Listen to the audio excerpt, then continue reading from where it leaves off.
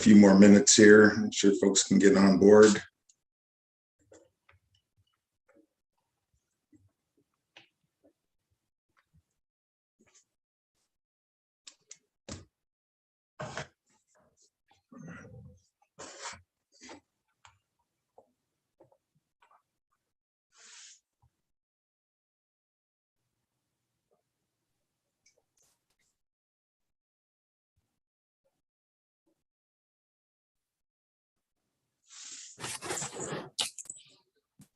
Good morning, everyone. Hey, Jeremy. Good morning, Jeremy. How are you today, Scott? Oh, sleepy. Yeah. This is an early start for me. Yeah, me too. Yep. It's an early start for my son. I got him to school this morning, and hopefully he can get some work done before school starts. He'll be there anyways, right? Yes, indeed. How long before he drives himself? You know, that's a good question. He is not interested in paying financially in towards, a car and gas and car repairs and insurance and things like that. So we'll see on that. Man, you're a tough dad. Get him an electric bike.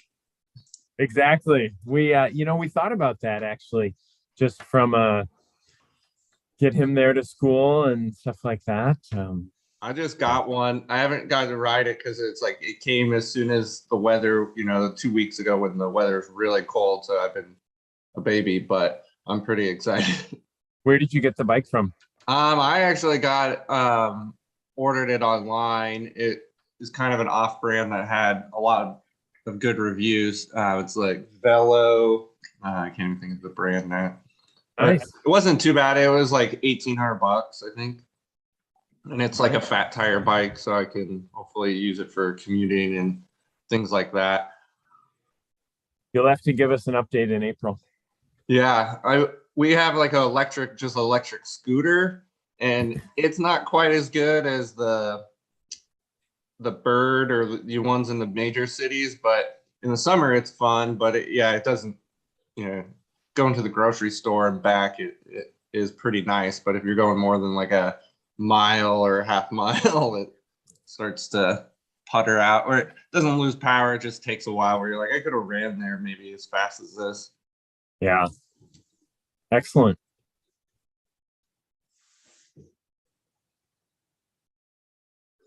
All right, we'll go ahead and get started then. Thanks everyone for attending. We've got a couple of excused absences. So I know Aviv is taking a test right now, and Chad Bauer has got another priority going on that he had to attend.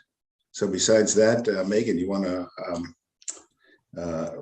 do the roll call for participants here? Sure. Chris?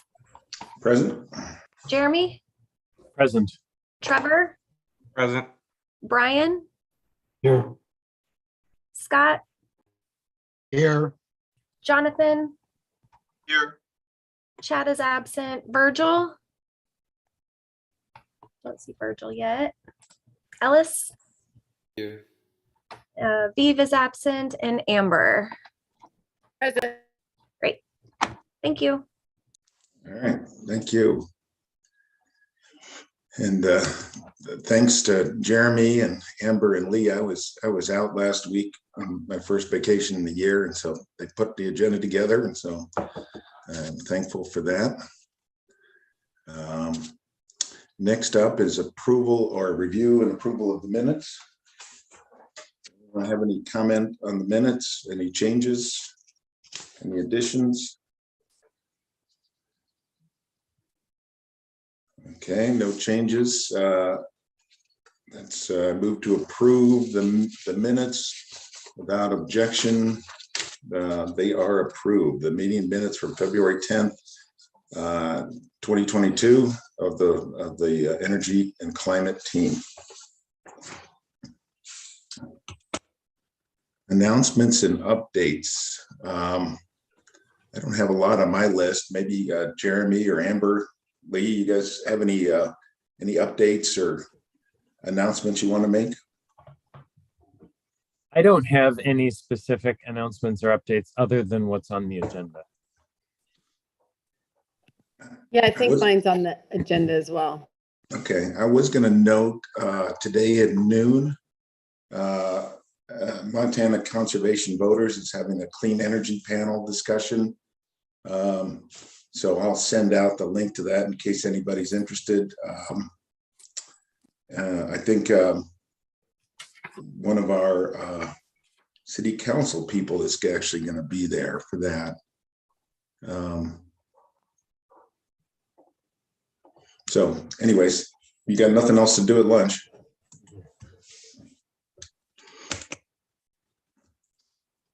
All right. Looks like Virgil joined us.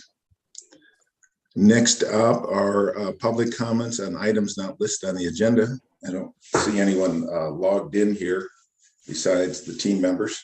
Chris, there actually is a member of the audience. Okay. Dave, Sounds I'll good. allow you to talk if you want to say something. If not, no pressure.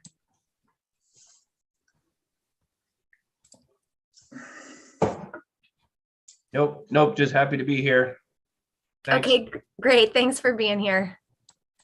It's Yes, always indeed. great to have members of the public in our meetings. So thank you, Dave, for being here as well. And Chris, I had all the join-in information and call-in information on the screens prior to getting started. Sounds good. All right. With that, we'll move on to our next item, action items number 5. There's nothing listed for action items today. We do have a number of non-action items, number 6. So we'll just jump right into them. The first one up is a new member of the Energy and Climate Team.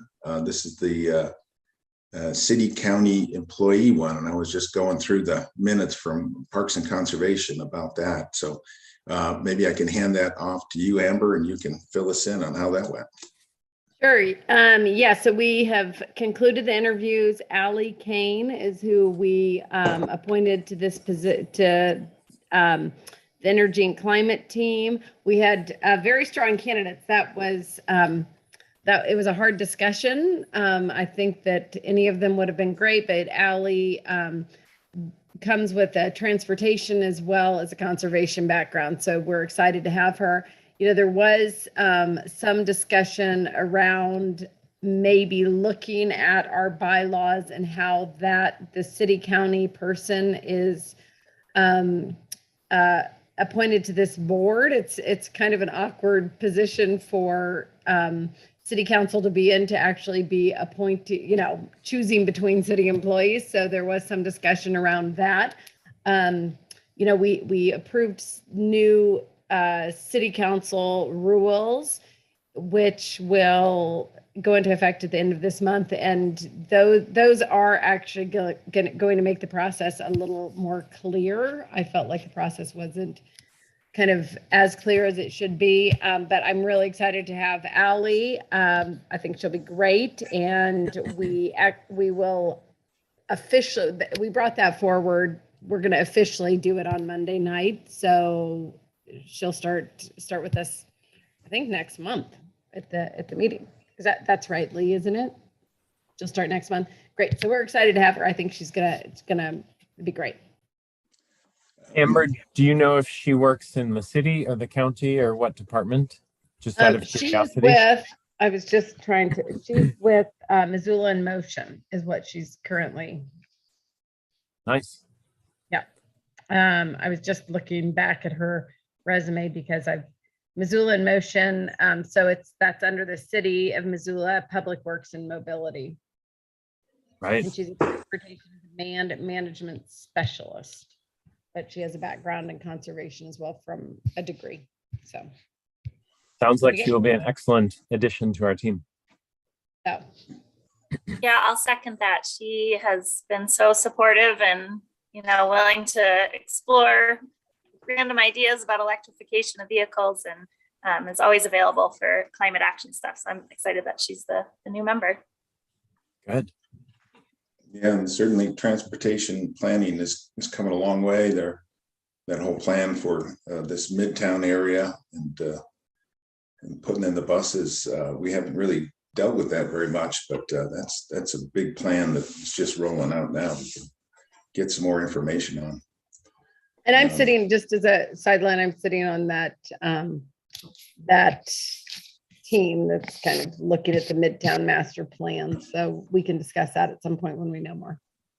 Sounds good. And so, Amber, in terms of changing our bylaws, so we can talk later or something, but just so we make sure we put a note into the file so that when we're getting ready to make some other changes, we'll make sure we talk about how that position is handled going forward. Yeah, that I think that would be great. So that's kind of why I brought it up, just to put a pin in that for the future. One of the things that did change in our council rules. I don't know, you guys probably aren't following that because I'm not sure why you would. But one thing is that if someone is interviewed for a position and we have an opening, we do not need to re-interview. We can just appoint that person to the position if they've interviewed within the last 12 months, I believe it is. So, I mean, I think we have some good candidates, potentially. I mean, we would still open it up for other people to apply, of course, but I think we do have some good candidates going forward. And as folks recall, or maybe they don't, Chad Bauer, our other new member, he ended up having to interview twice because he didn't get it the first time, so he had to do it all over again. And I think this addresses that. We could have, if the new people came in, they could have been interviewed, but we wouldn't have to re-interview Chad on that, which I'm sure would have been nice for him, and as well as the Parks and Conservation Committee. So a little side note, Amber, the Parks and Conservation is now the Climate Parks and Conservation. Is that correct? Yep. We're just making it clear that all the climate related items run through this committee or that committee. Yeah, and making climate a clear part of what the city does and the city council does is very exciting. So I certainly support that move. Okay, next up on the agenda is the McKinstry audit of city buildings and priorities of carbon reduction and cost savings. A discussion around the role of the energy and climate team in this process. So Jeremy, I think you must have put this on there. Can you step in and give us some background on what we're talking about here? Yeah, absolutely. I think this has been mentioned before, but on the Friday before our energy and climate team meeting, we meet, normally between Chris, myself, Lee, and Amber to talk about what is on the agenda for the next meeting, to kind of discuss and make sure that we're prepared for the meeting. And this past Friday, we talked about that audit that McKinstry is finishing, or, is close to finishing, and the presentation of that data to the different city departments. One of the things that Lee brought up during that discussion is as city departments are reviewing the list of items, you may have potentially 5 or 8 or even more different items that could be addressed on a per department basis. And how does somebody who works in the city go about making a determination of one priority over another? Is it done on a carbon reduction basis? Is it done on a financial basis? Is it done on, the quality of the equipment that may be replaced, that may be deteriorating, or, maybe starting to fail, things like that. And one of the things that Lee brought up that I thought was a really good point is to have a discussion around what is the role of the energy and climate team in that whole process. How can we be consultative? How can we support and provide subject matter experts, especially recognizing that when it comes to carbon reduction and when it comes to climate, there's a wide range of experience within the city. There's some folks that are extremely knowledgeable, and there's some folks where climate is not their focus. And how can we support that effort? Lee, do you want to chime in or add anything? Yeah, I think that was great. Thanks, Jeremy. I guess maybe I'll just kind of speak to timing and where we're at is, so currently we're meeting with department heads to kind of go over the initial recommendations, which, as Jeremy mentioned, is kind of a suite of options, and they're long. The recommendations, there's a lot of them. Some of them are for full electrification. Some of them are for equipment retrofits for energy efficiency. Some of them are more related to comfort issues, water conservation, building an envelope, kind of shoring up. So there's a lot to consider, and yeah, I'm trying to work through the process of how I can be helpful in my position, and then also how the energy and climate team can be helpful. And Jeremy, as you mentioned, there are a lot of considerations for criteria in choosing these different projects. And I guess I kind of see my role specifically as helping to push the climate initiatives, because there is kind of that balance of the economic piece versus the climate piece versus the fact that entering into an energy performance contract, we're going to have a 20-year payback. And so kind of weighing the options of like, what is the technology going to be in 20 years? Are we still going to be paying off kind of some outdated mechanical equipment? And so thinking through all of those things, and I think, yeah, the conversation here is how would the energy and climate team best fit into those decision-making pieces? And beginning of April is when we're expecting McKinstry to kind of provide the full report, which will have every single option listed, all of the details for every option. So for example, like Missoula Art Museum, one of the recommendations is replace lighting with LEDs.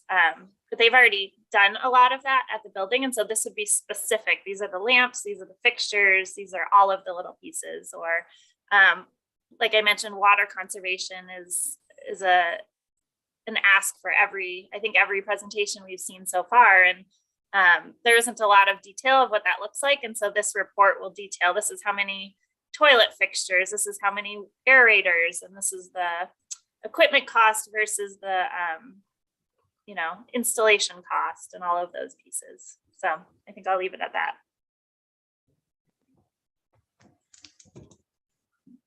Trevor, it looks like you have your hand up.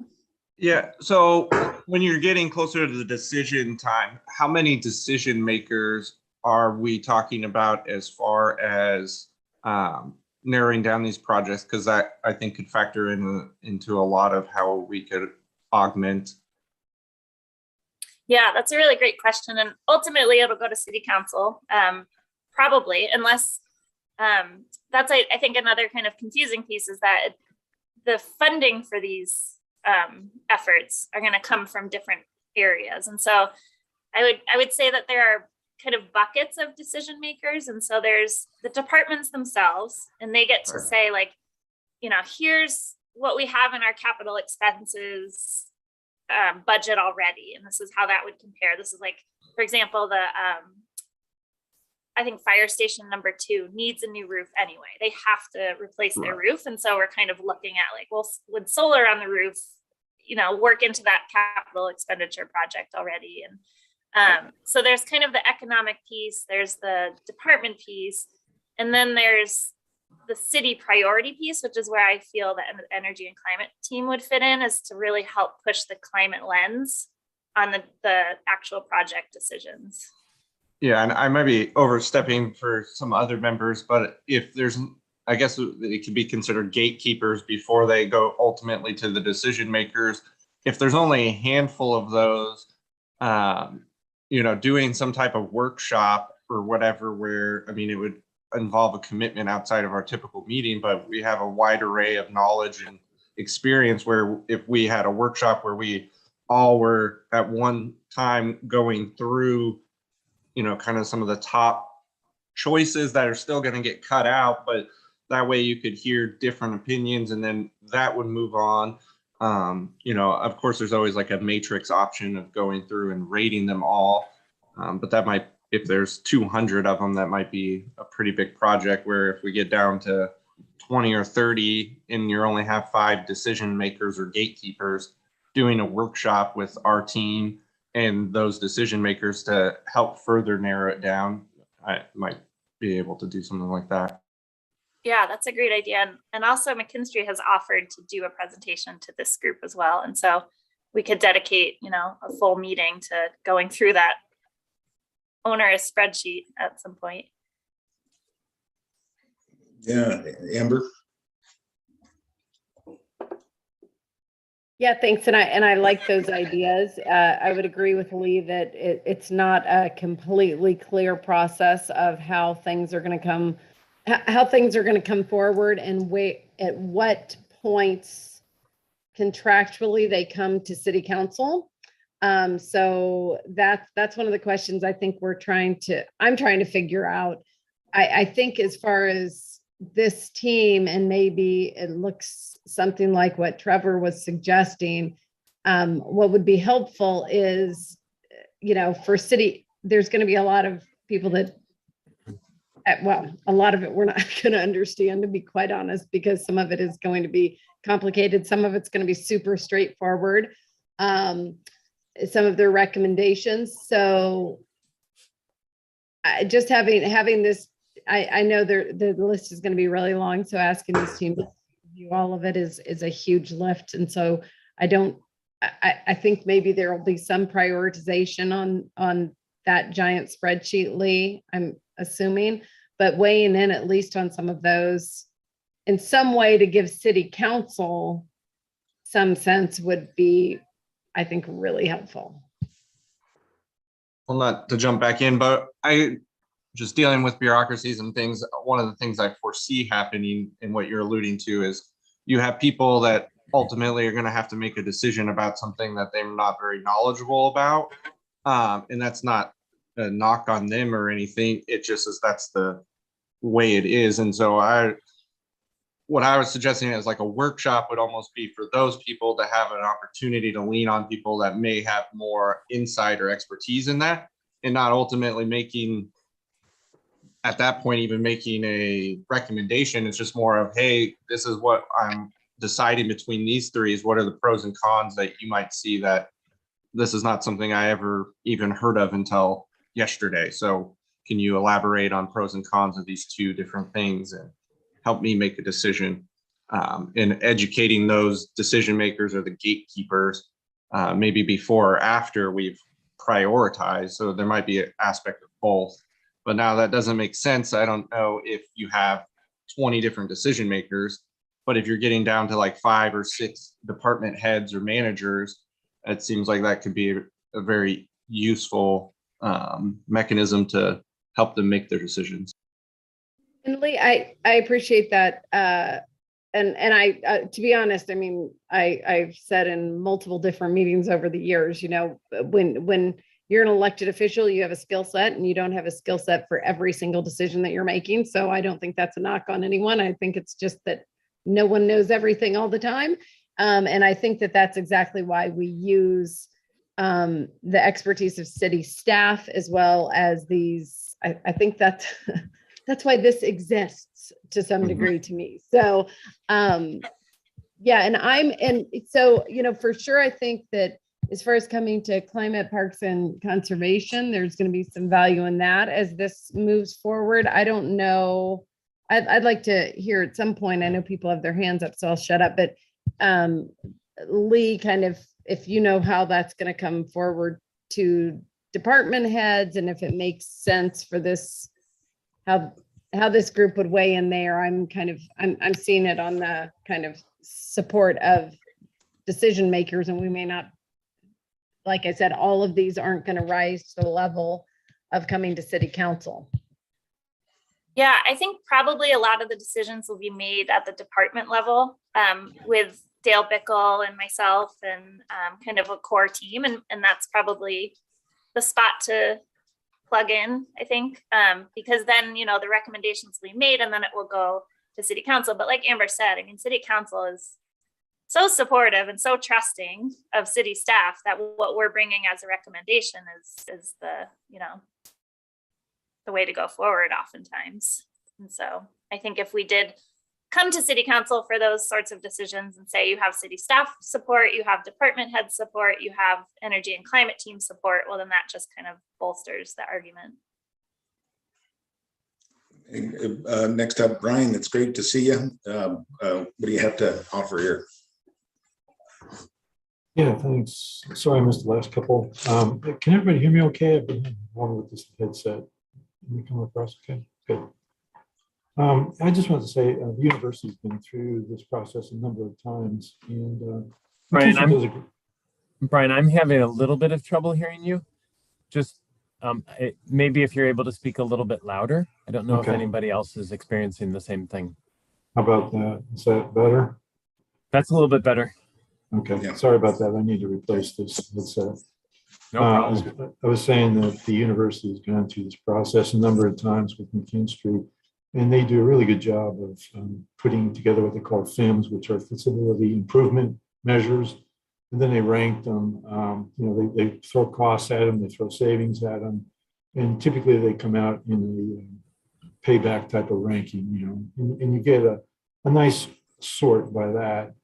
And I just want to point out that it's, and I've seen this happen 3 times now. As soon as you do that, there's a big incentive to sort of cherry pick, right? You pick the top 5, 10, whatever, until your budget runs out. And that, you know, you get some good stuff done. But this is probably one of a singular opportunity to get some stuff, some deep stuff done that you won't get done otherwise. And once you cherry pick, right, once you take those top 5, 10, whatever number of top projects, then the remaining projects become even less economic. There's less incentive next time to go around. So, and I think McKinstry will present this as well. It kind of makes sense to like put a basket together of some top, you know, performing measures, as well as some important but lesser performing measures. So you get sort of a well-rounded, and you won't be able to get all of them done, that's for sure. But that's an approach that we've seen happen. And even though I'm recommending that, the university has never done that. I mean, every time we've done it 3 times now, we go through it. We always cherry pick the top, you know, 4 or 5 projects and get those done. And so the deeper projects basically never get done. Yeah, thanks, Brian, for saying that. I think that's a really good point, is that, you know, there are a number of criteria on the spreadsheet that McKinstry submits to us. And so there is kind of that financial piece, the payback, there's the carbon savings, there's the, you know, greenhouse gas emissions piece, and everybody's going to be looking at these projects with a different lens. A lot of the electrification projects are 100+ year payback, which, when, you know, that's really hard to swallow, because the upfront costs, you have to get it down. You have to buy it down to a 20-year payback. And so the upfront costs in some cases are $700,000, $800,000. But if we're looking at it from a climate lens, you know, electrification is probably the way to go. But if we're looking at it from the economic lens, it's a little bit harder. And so I think, yeah, McKinstry has been really great in explaining the different options and how it works and how we might go about reaching our goals, you know, not cherry picking the lowest hanging fruit pieces. So hopefully the city's open to that as well. Hey, Jeremy? Sure. I had 2 questions. Lee, is there a time frame on this contract? So if 5 items were chosen initially, and then 3 years from now, you know, the city wanted to choose additional items, or if the city wanted to make some measures that was outside the scope of what McKinstry has done, how does that work? So if there was an effort to replace light bulbs, it was a fairly low expenditure, it could be done within the city department budget, and it didn't need to go through the McKinstry process. What are the boundaries for something like that? As well as, you know, 3 years from now, okay, we've completed projects, you know, 1 through 12, we're ready for number 13. how does that kind of work? Yeah, there's a lot of considerations to that. And we are working through the master contract currently, the master construction contract with McKinstry, that kind of overarching guiding document. So we'll know more shortly, but essentially we're not locked into doing anything under this energy performance contract, except if we don't do anything, we owe them a pretty good sum of money. So it's in our interest to take on some of these projects. And I guess in terms of like dividing them out, the energy performance contract is created in such a way that the more you bundle in, the more savings you get in the end. And so the more we can do under the energy performance contract, the better off we'll be, and the lower our payback on some of those projects that are above the 20-year payback will be, because we're wrapping in more. And I guess additionally, there's benefit to buying things in bulk and doing like a big LED switch out citywide versus kind of a one-off here and there. Right. So yeah, a lot of, there's so many moving parts to this. That's why it's so overwhelming. And I'm asking for help. That makes sense. Makes total sense. The other thing that we talked about last Friday was something that I mentioned, just as far as this is difficult because none of us has a crystal ball from a technology perspective, but I think it's worth mentioning that if there's an energy enhancement that's going to be undertaken today, but there's an expectation or there's a belief that 3 years from now, that energy enhancement is going to be outdated because the technology is rapidly evolving. I think there's some logic to thinking about that. So if there's a suite of 6 different options and item number 2, we think will be outdated fairly soon, there may be logic to prioritizing items 1, 3, 4, and 5 above number 2, because 3 years from now, that technology enhancement is going to be far greater. Again, that's a difficult thing to, write in the stars, so to speak, because you're trying to use a lens to say, okay, 3 years from now, we think this is going to be dramatically enhanced. But anyway, I just wanted to mention that. And I also wanted to put in a plug. Lee had talked about having our meeting in April focused on this McKinstry audit and the large list of potential projects. I know we've also talked about, looking at methane capture at the landfill and Missoula compost and some different areas, especially with the Poplar Plantation and things like that. Given the time sensitivity of the McKinstry project, I think it would probably make sense to try and prioritize McKinstry for April, and then look at some of the other items that we may be considering, maybe as the weather gets a little bit warmer in May or June and beyond. So I know we'll talk about that later, but just kind of to give some of the background as far as what we were talking about last Friday.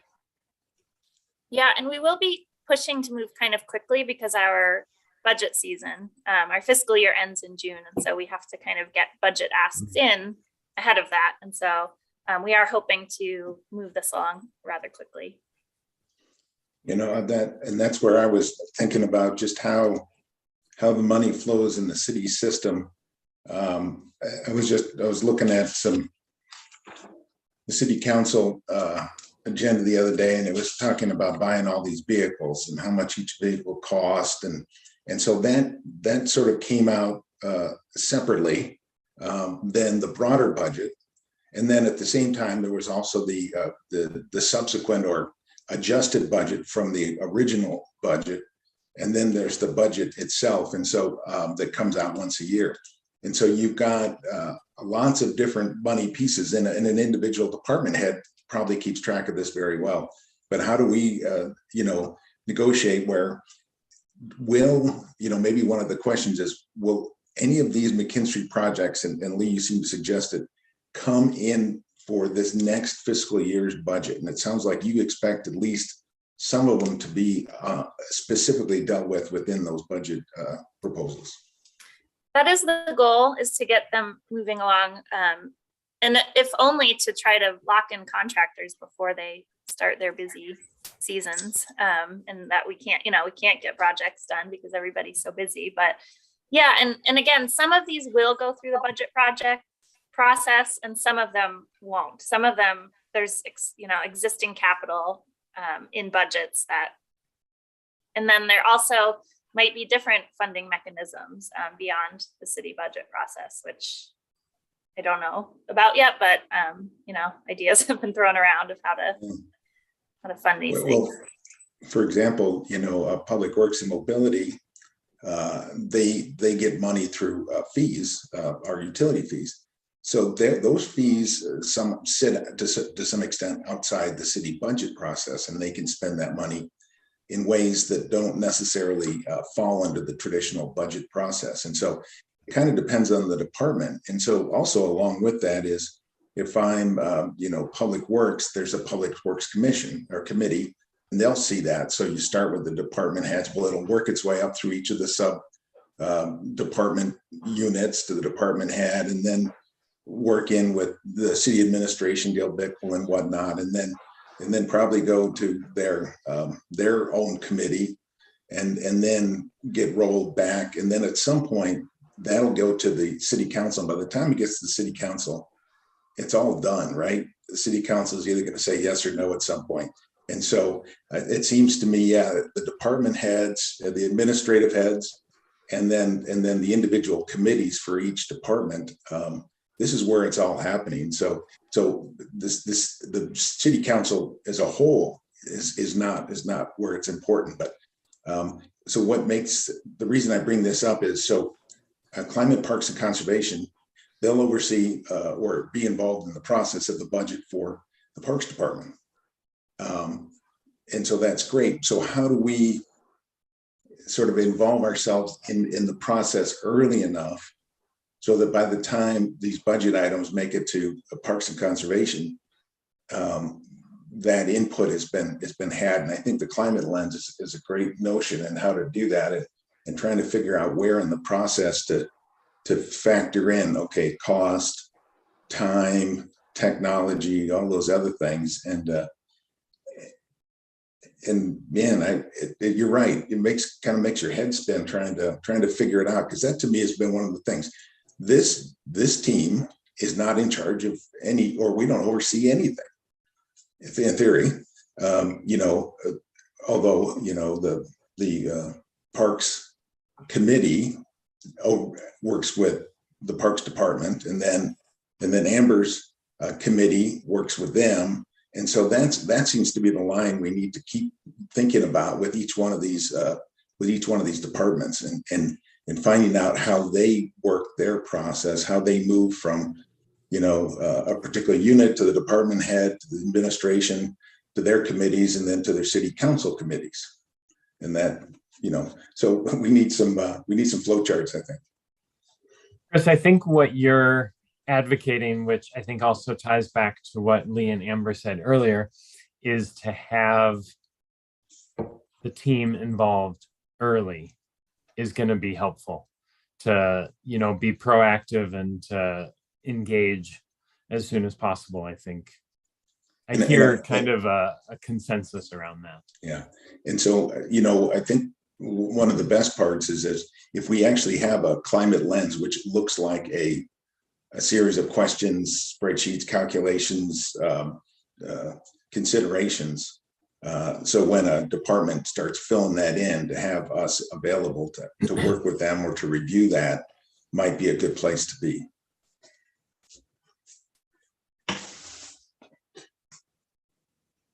Yeah, so it's interesting. Yeah, I've often thought the budget process is the place where, dealing with energy conservation and renewable energy is the place to be. But it is a long-term onerous process, and every department does it their own way. And to have somebody like us, in a sense, outsiders, coming in and talking about their budget, that's, everyone gets a little sensitive when somebody wants to get in their business. And so that's a huge consideration. So we have to be very considerate of the processes that all these departments have set up over years and how they decide how money is going to be spent. So anyways, well, that's, I don't think we came to any conclusions on that item, but we certainly bandied it about a bit. Anybody else have any other thoughts on that? We also have the SWIT team, which is a lot of the folks from all the departments talking about just the idea of energy conservation, renewable energy, and just trying to get their arms around it. So that also will be an element for this team to be involved with.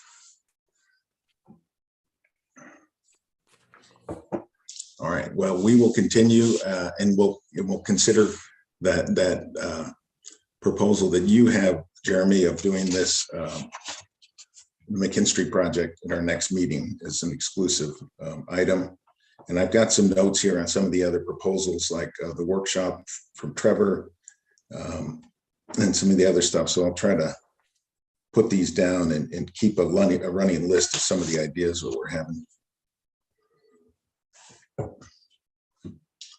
All right, any other discussion on that item? It's not an item, that's basically who we are. Yeah. Next up, it was just an update on the Poplar Plantation. So as many as you know, the youth team members selected as their capstone project this year to provide some proposed projects to deal with the Poplar Plantation. In the past, the two key elements have been cost and nitrogen and phosphorus removal. And there's other ones, environmental issues, what city citizens think about it, all these other things.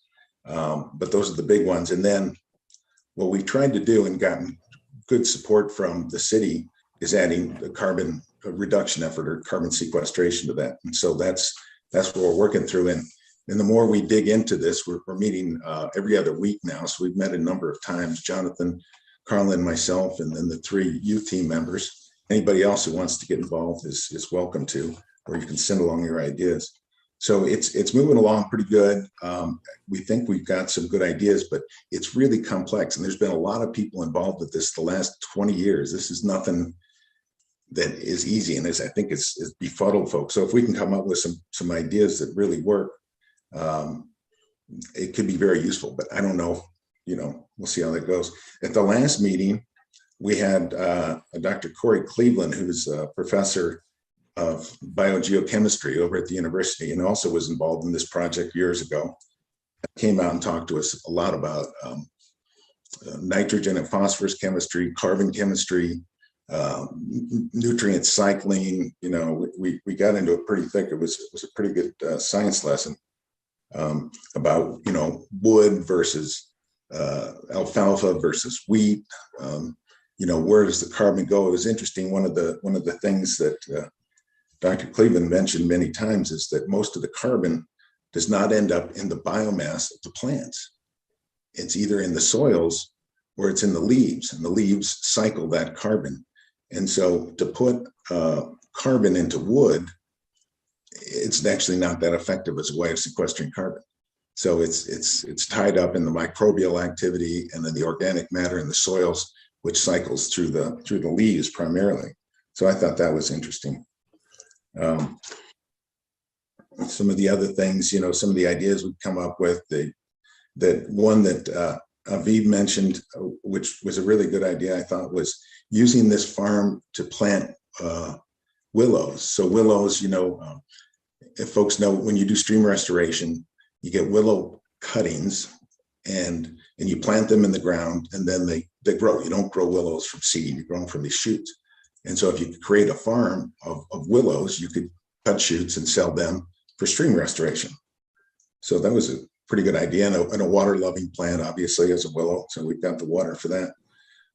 One of the discussions about is using this Poplar Plantation as a place to do carbon credits, and selling the credits as a way of making some of that money back.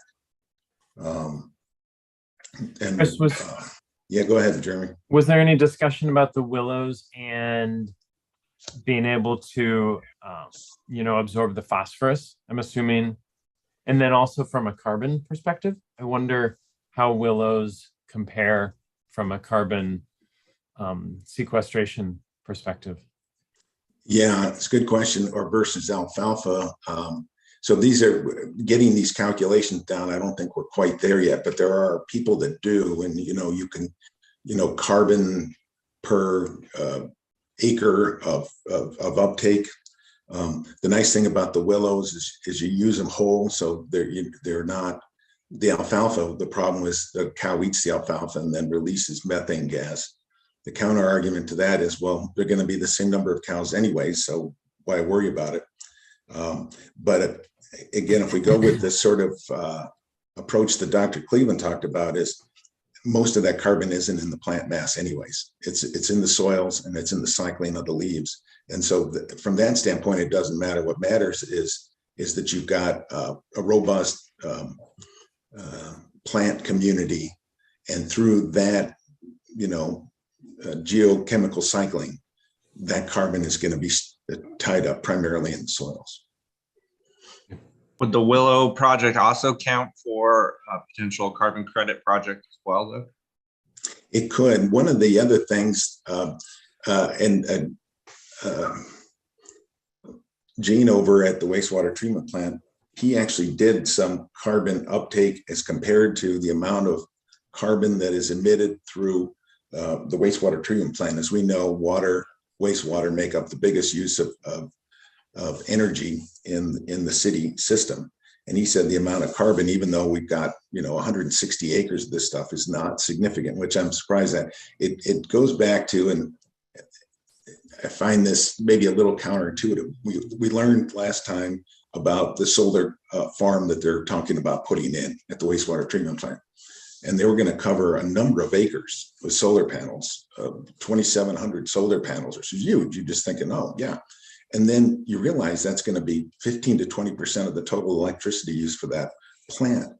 And so when you start thinking about the size needed to be effective, either in collecting energy in the sense of solar panels or sequestering carbon in the sense of willows or other kinds of trees, the areas really become pretty immense. And so 160 acres doesn't make that big a difference when it comes to carbon relative to the energy usage for the wastewater treatment plant. And that was kind of a reality check there for sure. I was in southern Utah for my vacation and driving around and into Nevada and looking at these massive solar farms out there, hundreds and hundreds of acres, and realizing that, you can have a solar farm out there that's 1,000 acres and it's not going to be enough electricity to power Missoula. And so it goes into the need for conservation as much as electricity, and that's another story. But so getting back to your point, Trevor, about just how much carbon that might sequester, that may or may not be as important as we thought it was. It would be nice if it was. So who knows? We're learning a lot, but we have no clear answers. Jonathan had to run, but Virgil is also on the call and Ellis is also in the meeting. So I feel like my presentation was pretty disjointed there because I'm still trying to get my head around it. But if either of you guys want to add any additional information to what I was talking about, please feel free to jump in. I'm going through some other notes here. Well, let's see. So I haven't been at the last couple of meetings. I had some things come up and I wasn't able to go to them. But I've just been thinking that if a lot of the sequestration is in the leaves and the ground, it might be more advisable to do some sort of crop that has a lot of leaves on it. Maybe, I don't know if there's any sort of brush that most brush is not going to be sellable at all, but if we were to do something like that, it might also fit in with the solar panels. Like, because those are so big, you could possibly put some sort of smaller brush under them. I don't know if that would work at all, but I think we want to go where the best sequestration is. So there's actually some research out, Virgil, where they're now looking at doing agriculture beneath solar panels. And they're actually having some success. There's some increased cost because the solar panels have to be higher above the ground. But yeah, so usually grazing kind of thing. So it would be grasses, maybe wheat, alfalfa. And so you could graze underneath these things and get a double set there. So that is a possibility. So we'll keep that notion going, I think. All right, so yeah, go ahead. I was just gonna say, interesting conversation. Also, there was in Public Works yesterday, there was a big presentation done by the resource recovery wastewater treatment plant. We talked a lot about, I was just kind of trying to pull it up because it's a great presentation that he gave. We talked a lot about the history of the Poplar plant. And can I share my screen? Is that possible? I don't even know how to share it. Yeah, so down at the bottom, you'll see it's a green button that says share screen. Oh, look at and that. You click on that and it'll show you other windows you haven't opened on your computer. And so when you find the one with the presentation, you just click on it. If this works. Tell me if it works. It sure did. Oh, look Nice. at that. I've never had to do that. Okay. So it's from yesterday's meeting. I just want to kind of show you guys a couple things. It was really, it's actually, the whole presentation is very interesting. So I would suggest you go to it, and I think I can maybe drop in the link, but so I'm not going to go through the whole thing, but it talks about, I think this would possibly be helpful for the youth team members. It talks about the different, what has happened every season with the Poplar plant. But what I wanted to show you, and I'm sorry to be kind of probably making your eyes go, want to get down to the assessment of kind of the non-monetary value of some different options here. And some alternatives that they are examining. So they did a non-fiscal ranking. This chart would be really interesting. I haven't even seen this up close because it was too tiny when they gave the presentation yesterday, but I think you could go to it and blow this up. I think that would be an interesting chart to look at. And then like ranking all these different projects with regard to financial and kind of non-financial considerations on them. And so then they gave them this combined ranking. So I realize I'm going too fast and we don't have, this was a very long presentation. But I would really suggest you take a look at this. Yeah, just take a look at it. And it's from yesterday. If you go into the city agenda, city meetings, it's from yesterday's Public Works Committee. And it's under the, if you click on the informational presentation, you can get to this. I don't know if I'm going to stop sharing. Sorry, that might not have even been helpful because I was going through it so fast. Is there a way on this to share a link? I'll just send it to you. Yeah, and I actually have that link, so I'll share it. I'll send it out. And that table was very useful. So yeah, so they, the city, the resource recovery folks out there, Gene McConnell and others, they've got a set of projects they're looking at that came through their consulting firm, and alfalfa is one of the big ones, and this short-term coppicing, which is basically cover crops, and quick rotation and plowing under organic matter came up pretty high. So what we're looking at is, okay, that's the list they've got. Are there anything else we need to consider? And so we're kind of trying to say, okay, those have already been considered. Or are there things that have been missed?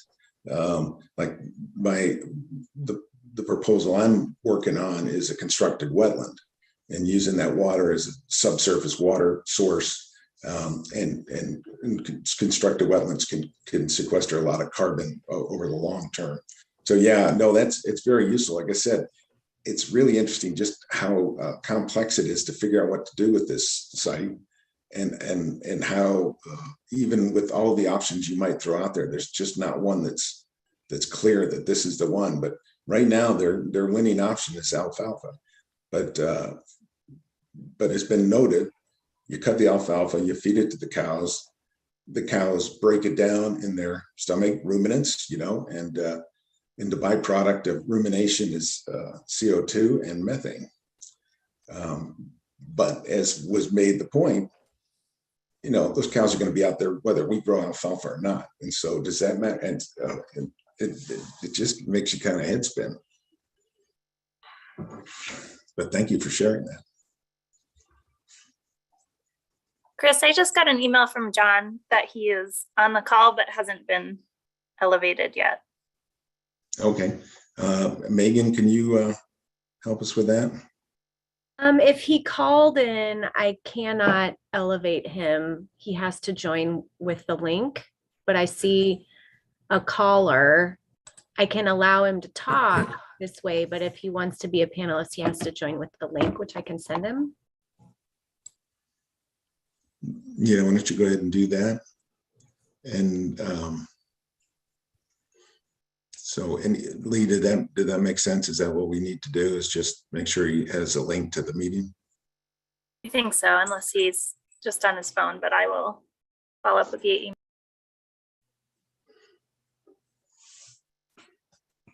Okay. Next up, and that's who we're waiting to hear from for the federal building process. I think it's not our Jonathan, it's John Adams, right? Sorry, Lee, yeah. So not Jonathan Carlin, but John Adams, right? Correct. So once John is on, the plan is to talk about where the federal building process is, and in terms of where the city and the county are in terms of their considerations, where they are in terms of their plans, their timelines, and that sort of stuff, and then provide some feedback on our standpoint about what some of the things we'd like to see in that process are. So we'll give John a chance to get online here. Or if John just wants to chat through the phone, that's fine too. It looks like there's a phone number there. John, you there? I'm here. I'm still waiting for the Zoom link, but phone is just as well. And you don't have to see my face made for radio, right? Right. Yeah. Thanks for joining us, John. Yeah, you're welcome. So you should let me know what you'd like to learn from me. Here, see if this link is coming through. So the idea was we just wanted to know where you were in the process, what sort of considerations have been made, in terms of just generally, how far out is it? What are the engineering plans, the architecture plans? What have we gotten so far? And then we wanted to get into a discussion about opportunities for energy conservation and renewable energy if that project moves forward. Yeah, that all sounds reasonable. So I guess let me say where we are. Just to recap for those of you that I don't know, the basic deal is that the city and the county will receive the federal building for $0.00 in exchange for committing to preserve the building in perpetuity and preserve its significant historic characteristics in perpetuity. And that is tentatively scheduled for fall, but the schedule is a little bit up in the air. We don't control that. It's completely up to the General Services Administration, or GSA. And so we're still trying to get nailed down a date of transfer, and we don't have that yet. But what we've heard is fall. So that's what we're planning on. To do that, we're going to create a single entity to own and manage the building. This is a requirement of GSA. So we'll create a single local government entity that owns and operates the federal building. we did due diligence on the building, and in general, the building's in good condition, but there's a lot of things that will need to be done to fix it and make it inhabitable for local government and for our citizens. So, think about the roof, mechanical, electrical, plumbing, asbestos abatement, data, not to mention everything that goes inside to make a functional office space and public service space. So our original estimate and kind of operating assumption right now is that will cost something on the order of $40 million, but phased probably over about 10 years. And that would be split between the city and the county equally. So right now we're working on that ownership mechanism, and we're setting the table for design to begin. So you may have seen last month, City Council and Board of County Commissioners approved an interlocal that will govern how we do design, how the two entities work together to make design decisions. It's not totally clear when we're going to really launch that design process, probably in the next month or two, but it continues to depend on what word we get from GSA, because we don't want to start early and then find that there's a delay on their end when we could be, as we see how quickly things are changing these days, we don't want to start prematurely and then sit around waiting for GSA to give us the building. So that design process will include things like a complete investigation of the building. So all the way down to as-built drawings, what's above the drop ceilings, what is the exact dimension of this room, regardless of what it says on the blueprints. It'll include high-level goal setting with city and county decision makers. So one of the first things that A&E Design, the local firm that is our principal design firm, one of the first things that they'll do is try to get the city and the county decision makers to make choices about what highest priorities are, what secondary priorities are, tertiary priorities, and better understand exactly what the city and county hope to get out of the final design. Following that, there'll be extensive discussion with staff to understand uses and needs, the proximities that matter. Do we put building inspection next to development as part of development services, or are their functions different enough that they go somewhere else? Is it more important to put the county planning services right next to development services, things like that? We'll do deep dives on security and access, historic preservation, sustainability, internal environmental quality, those sorts of questions. The phasing plans, so what gets done when, with complete cost estimates for each phase of construction. Again, we'll do this over multiple years and multiple phases. And then finally down to drawings and design, everything from building systems to finishes. So this is a great time to advocate for your views and to share them with council and BCC, your ward reps, and lead staff at the city and the county, because we have not yet gone through that process to identify beyond the things that we already know, right? Like council resolutions that set our agenda, or the county's policies and plans. Like we're going to have to, beyond those base documents, we haven't gone through trying to game out exactly what we want to have happen here. And so your request for me to be here is timely, and in turn, I would say, let me know what you're thinking about, and then also you should be letting city and county decision makers know what you hope for from the building as well. All right, thanks, Scott. We got some hands popping up. I'm sure this will be a lively discussion. So I think first up was Scott McNall. Yeah, this is I hope, an easy question, and it relates not necessarily to the building, but where do you anticipate people parking? Because that's a rather crowded area already. Yep, it's a good question. I think our current thinking is that we can accommodate parking with on-street in the same way that we do right now. So the federal building has never had been served by its own parking lot, even when there were 400 Forest Service employees in there. So the same way that the city and the county have very limited parking for employees, but then try to provide short-term parking spaces for citizens that need to come in for things. That's pretty much our plan for the building right now. We don't anticipate, for example, building a large parking structure. And so, not to get too far into it, but obviously, under some of the work that's being done through transportation planning and through Lee's office, the whole notion of how you would encourage, use of public transportation, biking, other means to get to work. I'm sure that'll end up being part of the plan, would be my guess. Yeah, we're definitely going to need a transportation demand management plan. And I've had some initial conversations with Aaron Wilson at the Transportation Planning Department.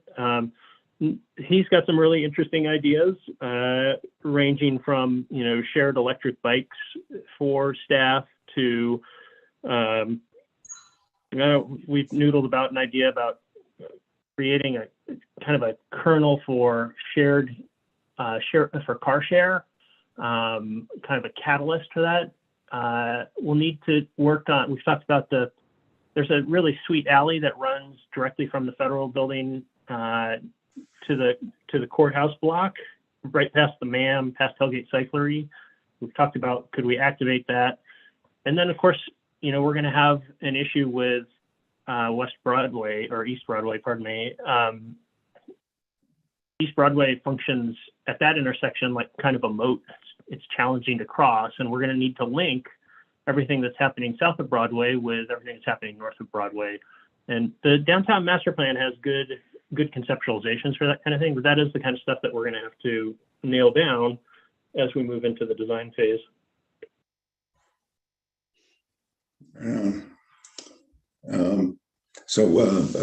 Brian had something for us. Brian, you there?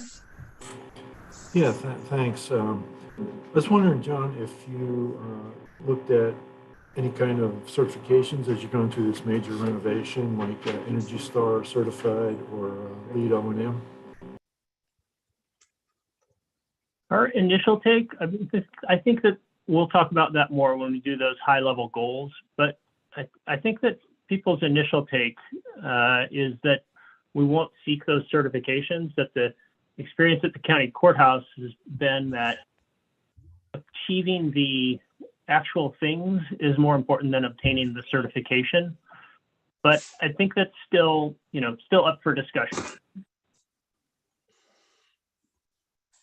Yeah, good point. Yeah, that the LEED certification and whatnot, those help in guiding the design process. So yeah, even if you don't actually apply for the certification, following their processes in terms of consideration for materials and energy conservation measures can be a great way to go. So you can still use those processes, just not seek the certification. Let me, from a broad standpoint, when this first came out, we came up with this idea of creating an energy conservation demonstration project at the federal building. That is not just doing these things, but actually using it as a demonstration, as an educational tool for the community as to what can be done with existing infrastructure when you rehab it. How do you use the existing facilities? How do you add to that new technologies like geothermal heating and cooling? How do you look at the windows and energy usage? How do you track that? And putting that all together in some material that could be web-based. It also could be based there at the facilities, some screens with energy usage in that. But more importantly is that as we do these things, we think about it together as a cohesive unit, and that you listed your priorities. And I guess one of the things that we would promote and moving forward is that energy conservation, renewable energy is one of those priorities, and it's tied to how we educate our community about things you can do. So that's the big picture. So we've talked about some stuff, but it sounds to me like you listed your priorities, the major goals, but energy conservation and renewable energy didn't sound like it was one of them that you had listed. Is that correct? If you go back through that list? Well, I was just listing potential things off the top of my head. I'm not listing things that we've actually decided on. So sustainability, I did list sustainability, and sustainability is, very plainly one of the key goals for both City Council and the BCC. So I don't think there's any doubt that that's going to be a high priority for both entities, and both entities have established policies that require that kind of consideration. So it'll definitely be in the mix and important. But as you know, there's going to be trade-offs for this, that, and the other thing. And so I think figuring out exactly where each particular decision falls it's just going to be challenging. It's going to be a years-long process. So yeah, it's in there. I mean, there's another one that's near and dear to my heart, which is interior environmental quality, for which there are some really interesting certifications and standards that probably I will probably tilt that windmill and lose, and still achieve something useful where we really take into consideration how our building choices affect people in the interior of the building. So there's going to be a lot that goes into the mix, but sustainability is both by policy and by inclination of the decision makers, I think, going to be very important. Yeah, and I agree. When you're looking at the goals, it's got to be economical. It has to fit within the budget. But what we often see in terms of the interior and human quality is also tied to energy conservation in terms of air circulation, makeup air, fresh light, all those things, avoiding harmful chemicals from new products, all that stuff. And a lot of those can fit right into an energy conservation, renewable energy approach as well. So that's, I think, one of the things to promote is that we can integrate a lot of these goals. They're not necessarily standalone.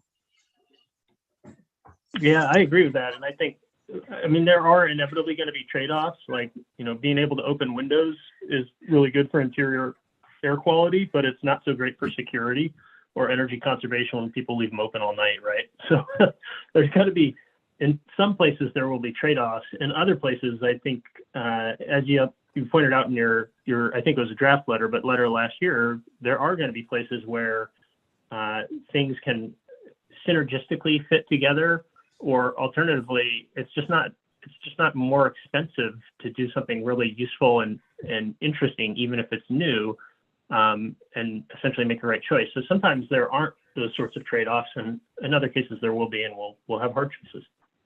Yeah, I worked in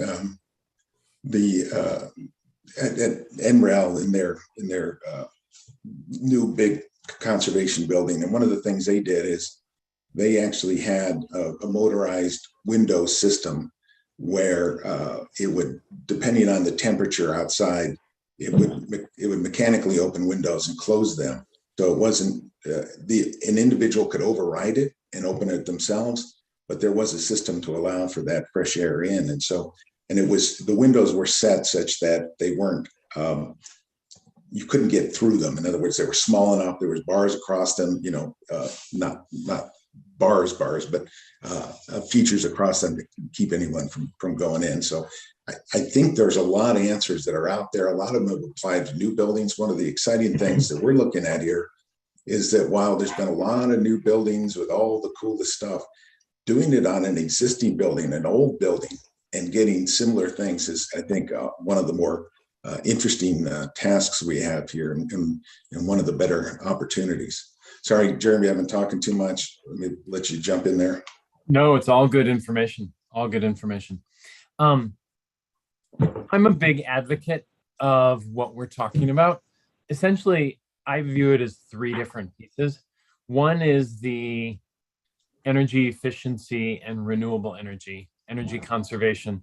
So whether that comes in the form of high efficient heating and cooling systems, high efficiency lighting, solar panels on the roof as a way to try and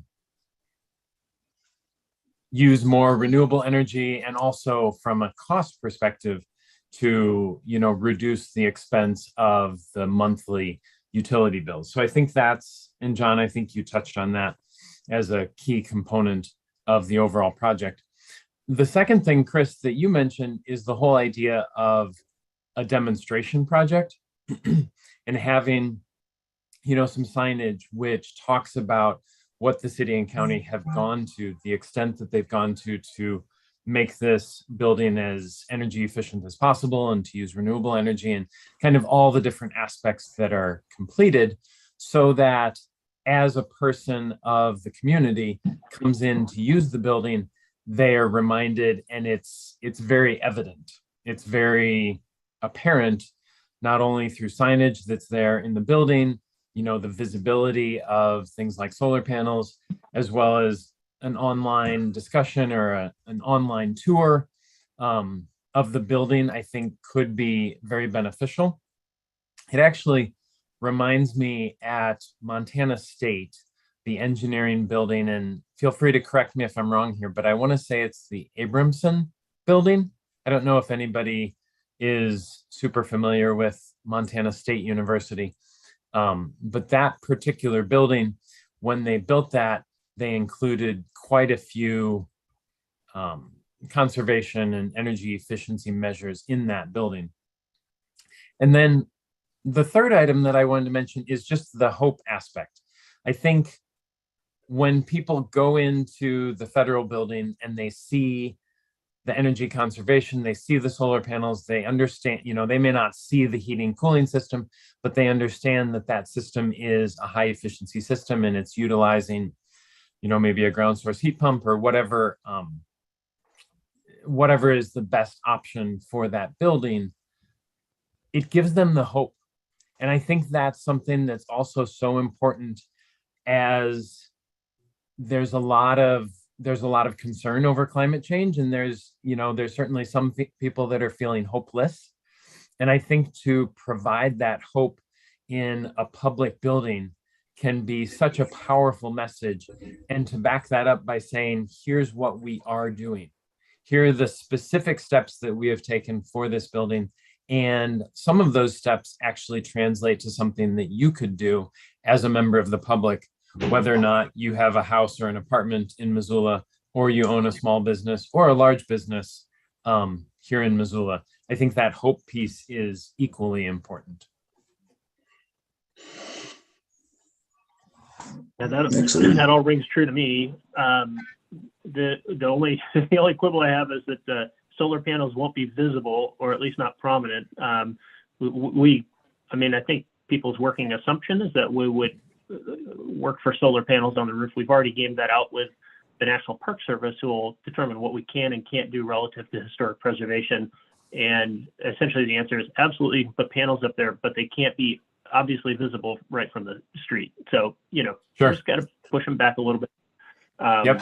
But that doesn't mean anything about what we can do on the interior and how we can highlight the things that we've done. And I think you're right that telling people the good things that we've done, and also making that sort of information available to the development community in Missoula is really important.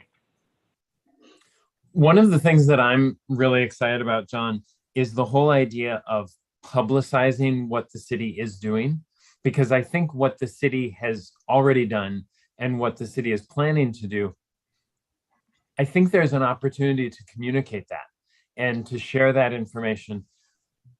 And I think that just, keeps the momentum going. I've used the term before, maybe in one of our meetings, of the snowball effect.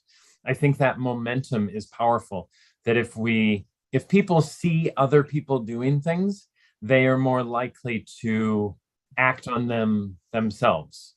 There was a presentation recently by Catherine Hayhoe, and she talked about one of the greatest indicator of whether or not somebody will get solar panels themselves is whether or not they have a neighbor that is within 2 miles that has solar panels themselves.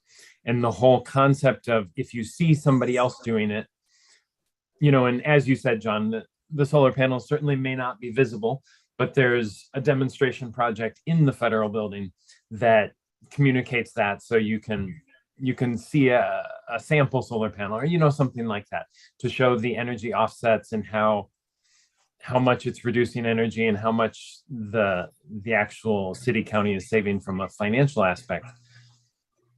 I think the ability to see that, or to see a representation of that, is powerful to encourage and incentivize a member of the public to take a similar action on their own house or small business, or you know, their own property. Yeah, I hear you.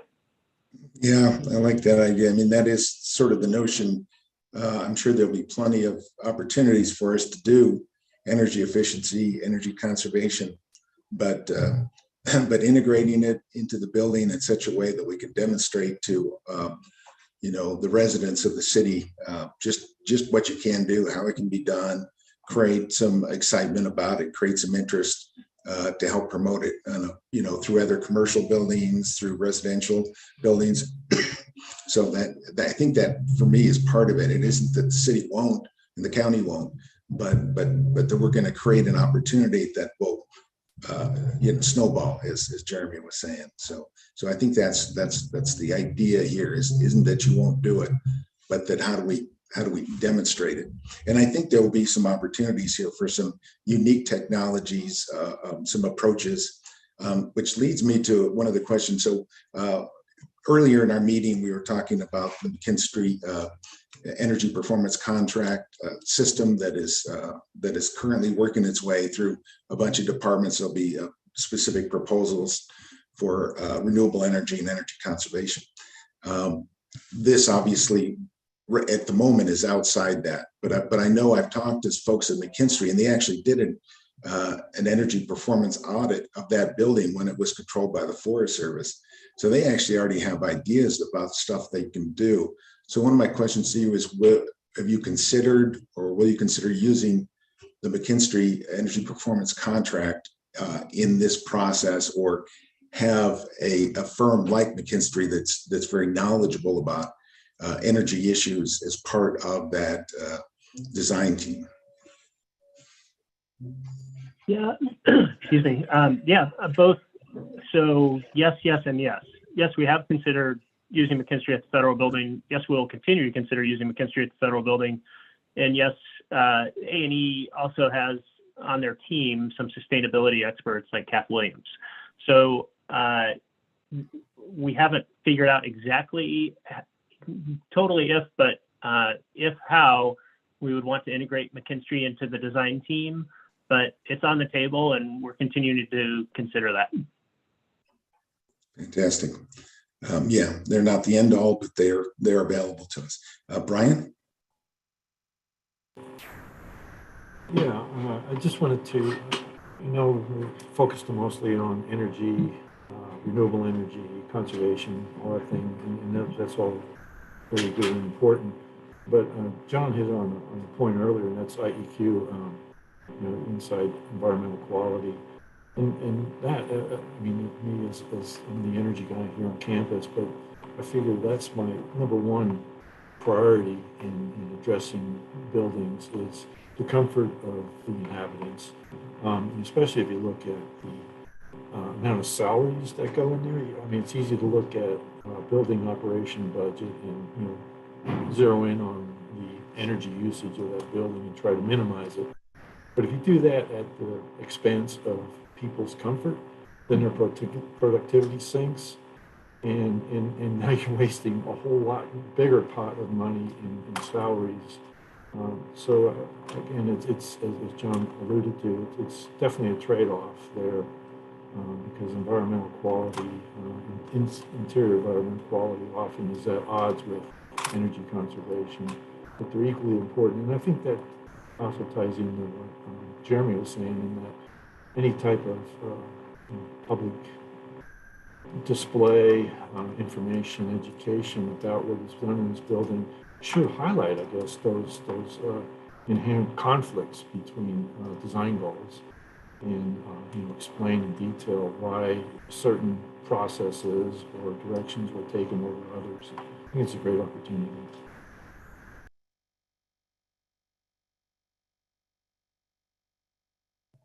Brian, that makes it, and I think we talked about this in respect to the some of the affordable housing projects that the city and the county and others are doing here, and how through energy conservation measures you can actually make a building a livable space more comfortable, and that a lot of folks have the notion that energy conservation means that it will not be a place that you want to be. It'll be cold, it'll be dark, whatever, and building that notion that those actually go together hand in hand is really important.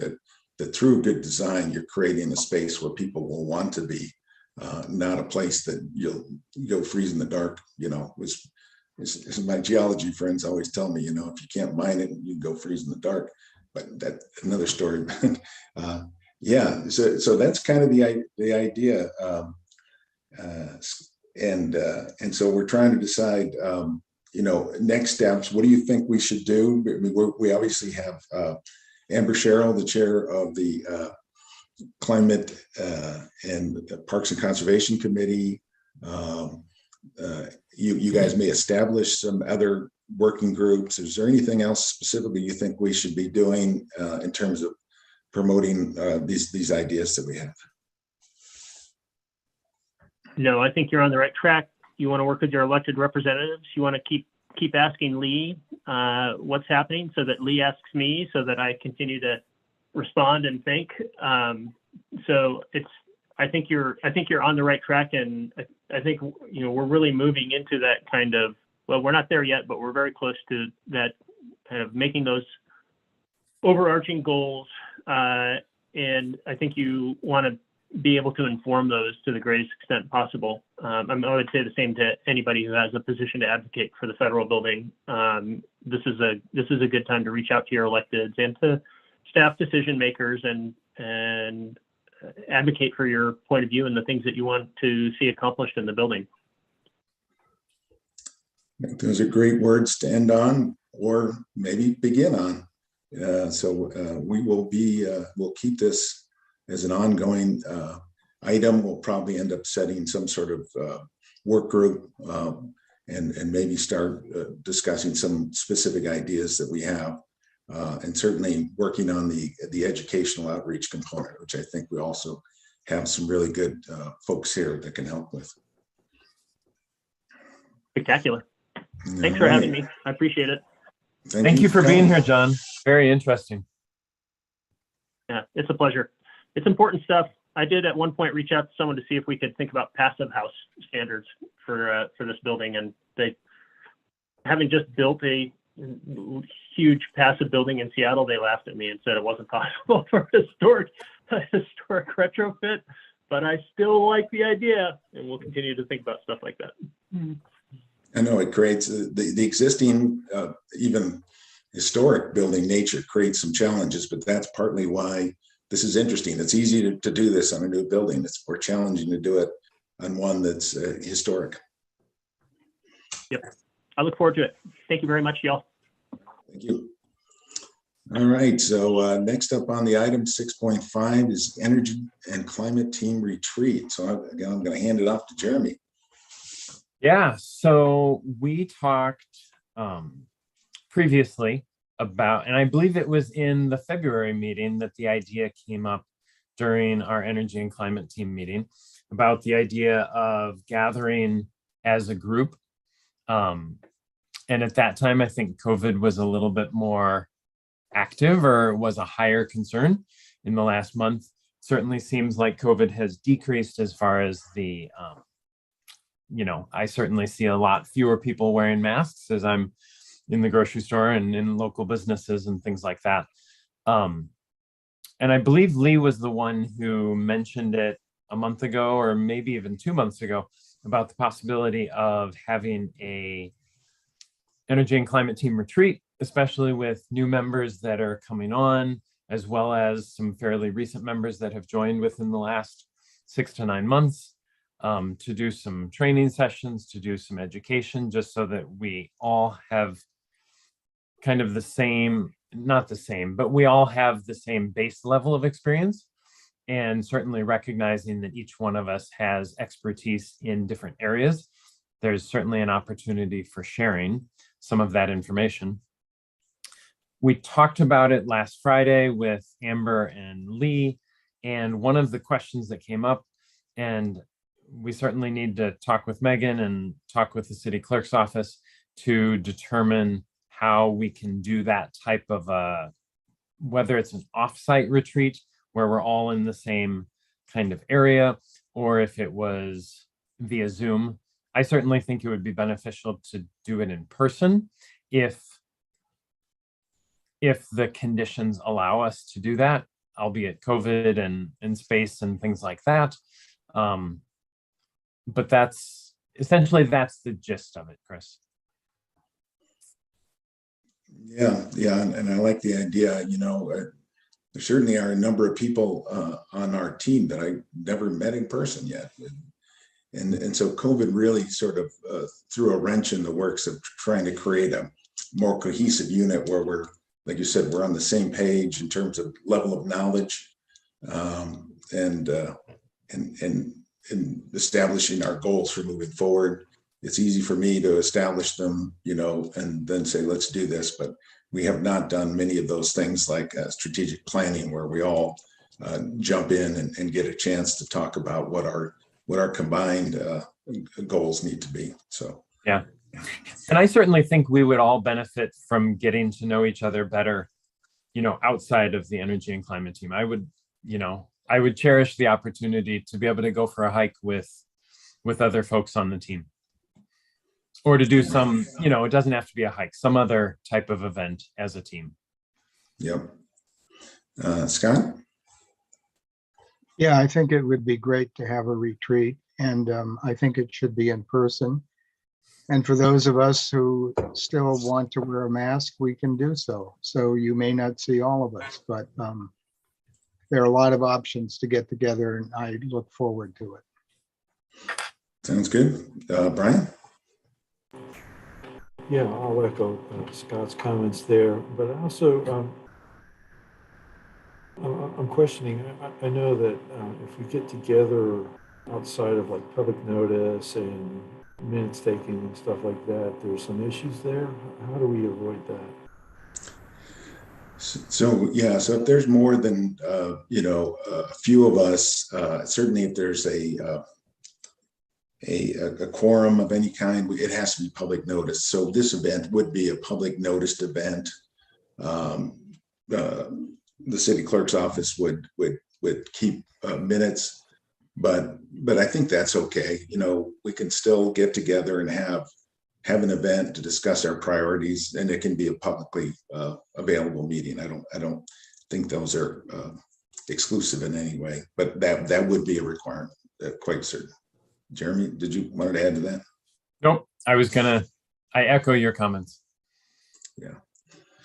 So in terms of next steps on that, I'm gonna hand it back to Jeremy and say, okay, let's keep this ball rolling. Does anybody want to join Jeremy in planning such an event, or thinking about, hopefully, if we wait a couple of months, maybe we can all get together in a room, wear masks, or do something outside or whatever.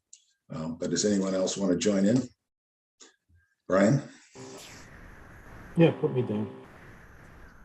Thank you, Brian. And there's some team members not here, so we'll send that out as a note to see if anybody else wants to jump in on that. Jeremy had me. Okay, I've got you on the list. Thank you. And as Gilbert and Sullivan would say, got him on the list, will never be missed.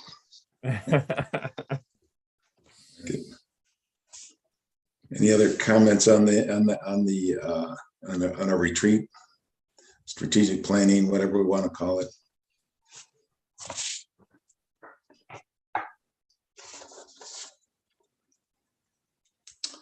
Okay, so the other thing that was on our agenda, which is somewhat related, is future meetings.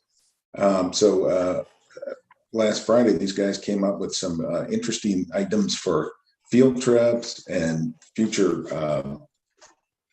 focus items for our meetings. And so they include such things as the McKinstry audit, and we discussed that already, which was the notion that our next meeting in April, we make that the top priority, have McKinstry come in, have some material that we have reviewed prior to the meeting, like their proposed projects, so that we can really dig into it.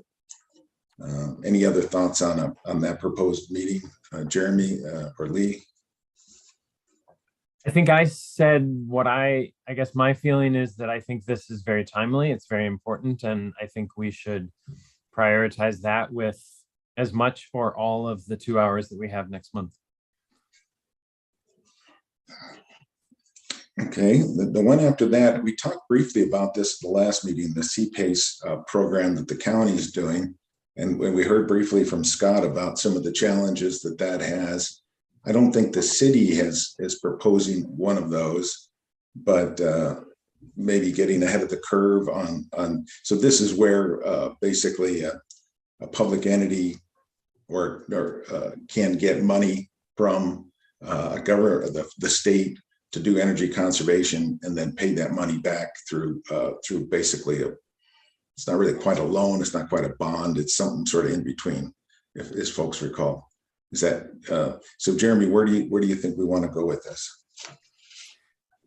I think so. Scott has expressed some concerns about the Cpace program, which I think are very valid. And I think it would be beneficial to have somebody who is more familiar specifically with the Montana project to come in and talk about how the Montana Cpace program differs from other states, and also to have an open discussion about the challenges and some of the drawbacks of the Cpace program that Scott has expressed, and just have a discussion about that. I will admit that I am not super familiar with the ins and outs of the Cpace program, and I know it would be beneficial for me just to know a whole lot more about it, and also, hopefully for everybody to have a better understanding of the Montana project compared to how it differs from other states.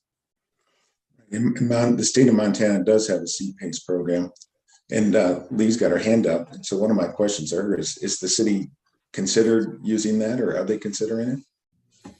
Yeah, so Montana just passed legislation to approve Cpace, and it's adopted by the counties, not by cities. So by Missoula County adopting Cpace, commercial entities in the city of Missoula can access it.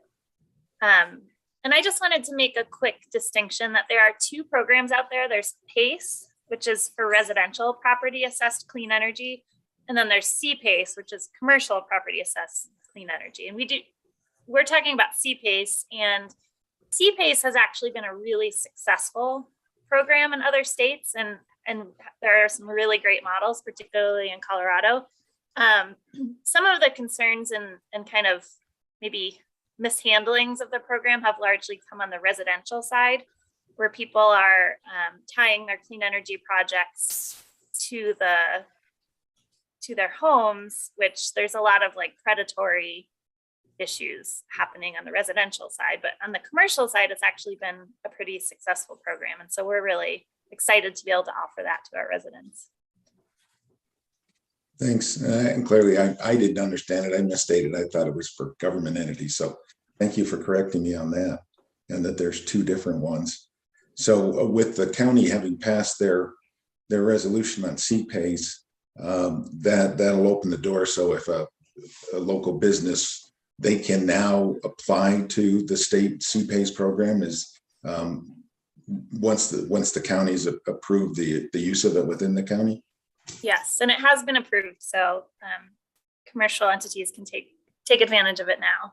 Right. So then it seems like part of this is an educational endeavor to let businesses know what's available and how it works. So that may be something we work with our partners in the city, like Climate Smart Missoula or somebody to bring that awareness to commercial facility owners. Okay, the next one up was the Republic Services landfill, which we've talked about. And now that we've got Chad Bauer on board, I think, you know, as soon as the weather's nice, I think one of our regular meetings will be had at the landfill. So it'd be a regular 2-hour meeting, but we'd meet out there and get a tour and talk to Chad about methane capture, which sounds like they're moving forward on. So the timing's really good. He also talked to us about electrification of their trucks, which is a tremendous opportunity. I was thinking personally about, well, they've got methane. Can they do a sort of a natural gas, compressed natural gas sort of truck as well? Is that an option? So lots of really good things. Anything else on that one, Jeremy or Lee, that you were thinking? Not from me. No. So then the next two can overlap, but I think there's enough to see that maybe they don't. So Garden City Compost is right next door to the landfill. A lot of the organic matter that Garden City Compost receives is actually from the wastewater treatment plant. And so those are connected. So, but I could see making it 2 different tours. Poplar Plantation next to that. But primarily what we're looking at is, you know, agriculture. How do you, the rows, the water, the amount, you know, we can get into that, but also there's an opportunity to think about what else can be done. The wastewater treatment plant, we may want to wait until they've actually started to construct those solar panels, but maybe not. We did a tour of the wastewater treatment plant a couple of years ago, and I know other folks did, and they have some really interesting stuff. The biggest one is the anaerobic digester, where they take out the methane and use it to generate power. They have a generator on site. So that's a pretty cool one. So yeah, we've been talking about these. We just want to keep them on the list so that we know we're going to get out there and see all these facilities. And they would be generally, we might schedule a special time, but generally they'd be during our regular meetings unless we get too busy, and then in which case we may have to schedule a separate meeting to do these, but they would be publicly noticed just like anything else. And anyone within the community can participate. Brian? Yeah, I've toured those plants a number of times with students, classes I've had, and I think they work really well as a combined tour. I can't remember how much time we spent out there, maybe about 2 hours total. An hour, maybe an hour and a half at the wastewater treatment plant, and about a half hour at the compost facility. But I think it really makes sense to tour it together. Sounds good.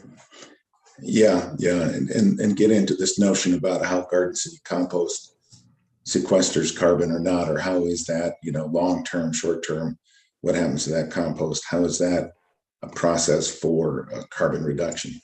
So I think that the compost facility is, you know, it's operating well and it does a lot, but actually capturing and seeing what exactly does that mean in terms of carbon removal from the system and long-term sequestration. Okay, so next up are any team member comments. Anyone want to share any thoughts? I, of course, was thinking about, you know, we think about energy conservation in terms of, you know, reducing greenhouse gas emissions and the subsequent impacts that has on our lives and our environment. But this last couple of weeks has demonstrated that energy conservation, renewable energy, is also a geopolitical advantage in terms of making our lives a whole lot safer. So oddly enough, there's a safety issue, a geopolitical issue related to this, that it's not just about emissions to the atmosphere. Hey, Lee. Thanks for that, Chris. And you're reminding me, I should have brought this up at the beginning, but I wasn't quite awake yet. So I just want to put it on this team's radar that a lot of my work is starting to shift towards infrastructure funding, talking about politics. There are two kind of significant funding sources that are going to come through the state. One is for electric vehicle infrastructure charging. The state has to come up with a plan by sometime in August on how they're going to use that funding and where the electric vehicle charging stations will go. And there are a lot of specific parameters, but there's also seemingly a lot of flexibility that the city of Missoula could work with the state to make some recommendations about how that would work best in our city. I think the most important one is that the charging stations have to be within a mile of the interstate. But that works differently in our city than in some other municipalities where we could, some parts of our downtown are within a mile of the interstate. And so there's that one. So there's going to be some opportunity to make some recommendations or have some influence in that plan. And then there's also going to be some significant funding coming around energy efficiency and renewable energy, and that will come through DEQ.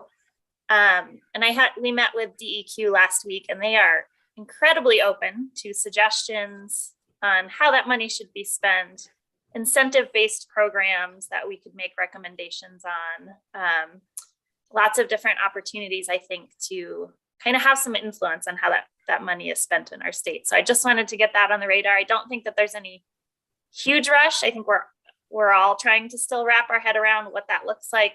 Nobody knows yet exactly the dollar amounts. And so once I get more information, I'll be bringing that back to this group. Yeah, I mean, hopefully they'll pass the budget tomorrow and that money actually may start to be available. Things, yeah, it's the federal government down to the city, the state government down, so nothing happens fast. But you're right, that's fantastic. Thanks for bringing that up. And I'm excited that the state is going to take that money and do something with it, and hopefully really help out. All right, well, it's about 1:45, so we did pretty well. Going forward, don't forget, send emails to folks, keep the conversations going. No reason that we need to sit on our hands between now and the next meeting. So let's keep things moving forward, and I appreciate everyone's help today. Thank you, Chris. Thank you, everybody. Have a good day. Thank you, everyone. Thank All you. right. Thank you. Have a good one.